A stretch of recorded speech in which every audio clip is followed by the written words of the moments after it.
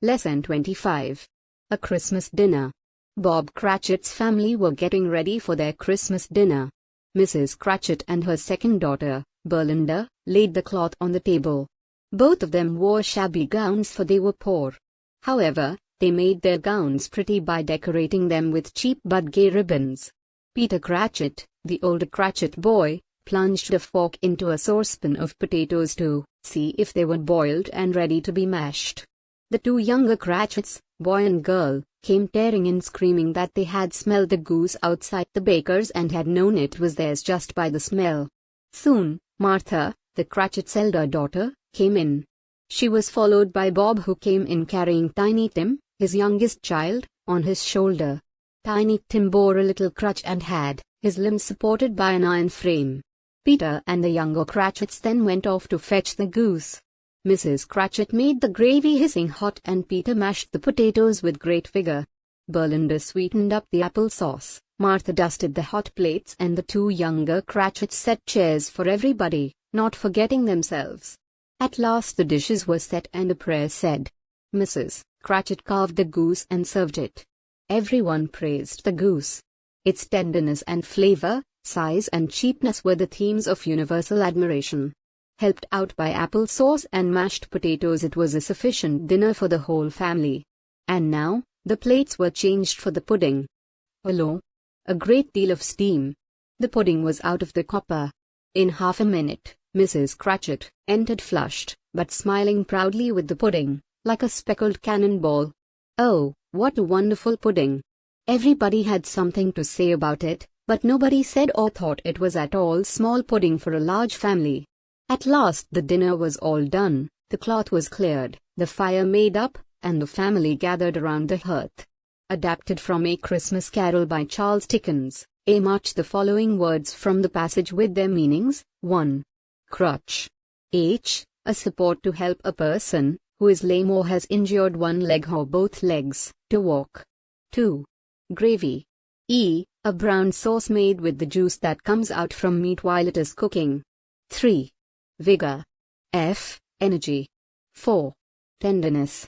A. Softness. 5. Flavor. G. Taste and smell. 6. Universal. C. Something that is done by or is applicable to all.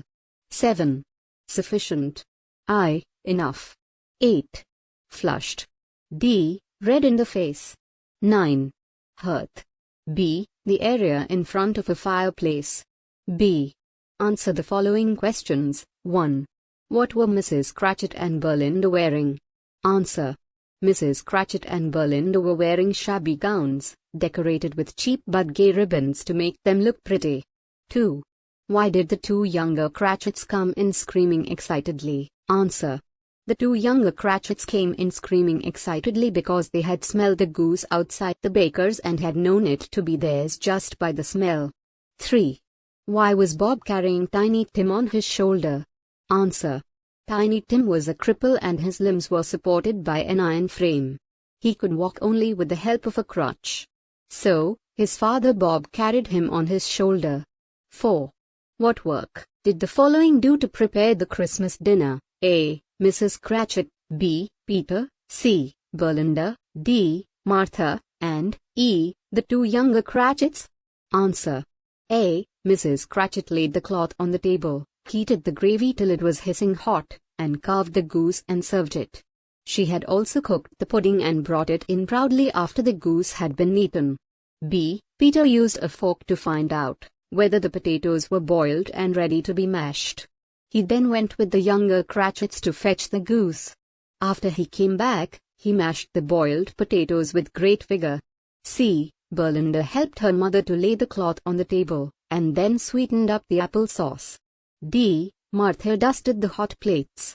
E. The two younger Cratchits had gone with Peter to fetch the goose. They then set chairs for everybody. 5. What did the Cratchits have for their Christmas dinner? Answer. The Cratchits had roast goose, apple sauce, mashed potatoes, and pudding for their Christmas dinner. 6. How many children did Mr. and Mrs. Cratchit have? Answer. Mr. and Mrs. Cratchit had 6 children: Martha, Belinda, Peter, a boy and a girl, and Tiny Tim. C. Pick out from the passage I. 4 proper nouns, and 2. One sentence containing an interjection. Answer: I. Proper nouns: Bob Cratchit, Belinda, Peter Cratchit, Martha, Tiny Tim. 2. Interjection: Hello. A great deal of steam. D. Pick out 5 adjectives from the passage and point out the nouns they qualify. Answer: 1. Shabby, gowns. 2. Cheap, ribbons. 3. Older, boy. 4. Younger, Cratchits. 5. Elder, daughter. 6. Great, vigor. E. Pick out 4 words which are the ing forms of verbs from the first paragraph of the passage. Answer: 1. Getting. 2. Decorating. 3. Tearing. 4. Screaming. F. Fill in the blanks with appropriate prepositions. 1. The players were getting ready the match. Answer: 4. 2. The boys were singing a song great vigor. Answer: with. 3. He plunged the lake for a swim. Answer: into. 4. We could tell the smell that something was rotting. Answer: by, from. 5. The play was followed a dance recital. Answer: by. G. Everybody had something to say about it, but nobody said or thought it was at all a small pudding for a large family. What lesson does this sentence teach you?